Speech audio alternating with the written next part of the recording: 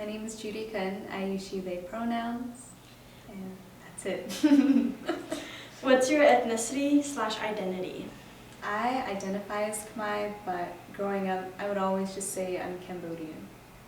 An occupation or industry you're working towards? I work in the nonprofit industry in the aging and disabilities type of area. What ethnicity or race have you been mistaken as, and can you share a story or example? I typically get Filipino. I think most people would say I'm Filipino.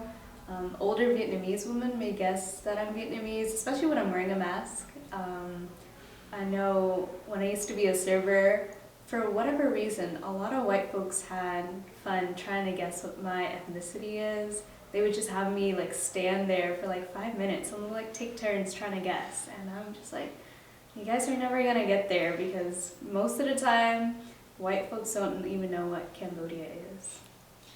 What's a stereotype you've heard about Cambodians? I think more often than not, I hear negative stereotypes, so things like alcoholics, gambling addicts. I think, yeah, those type of things when it comes to negative stereotypes, but when it comes to positive, I think I really like hearing that Cambodians are ride or dies. I feel like we're very loyal people, so that's what I really love hearing. What does your family call you? Any nicknames? Most of my peoples call me Bong Judy, or just Judy, because I'm not that old. What's the first thing that comes to your mind about being Khmer or Cambodian? The first thing that comes to mind is just being able to connect with people solely based off of them being Khmer. I think something that I really like about being Khmer is that if I were to hear the Khmer language somewhere out there in the world, I'll just immediately feel connected to that person because we have the shared identity, or I also just feel as though there's like this built-in sense of camaraderie just knowing that someone else is Khmer. I think you feel more connected and you want to like help them with discounts or things of that nature. Do you feel connected with your culture? Why or why not? I would say that I do feel connected for the most part. I'm trying to just really feel in the connection when it comes to kind of like mundane small things like doing karaoke. That makes me feel connected to my culture, or eating food, or just being in the presence of other Khmer people and hearing the language being spoken. All those type of things make me feel connected. But more recently, I felt very connected through doing Khmer dancing.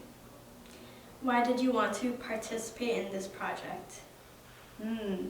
Part of me wants to participate in this project as like a way to show other young Khmer femmes out there who may have like tattoos or who may have like piercings and whatnot, because I know from my own experience I definitely got ridiculed by my mom and like family members saying like, oh, why are you harming your body or damaging yourself with all those type of things, and like lessening my identity as a Khmer woman because of how I choose to express myself.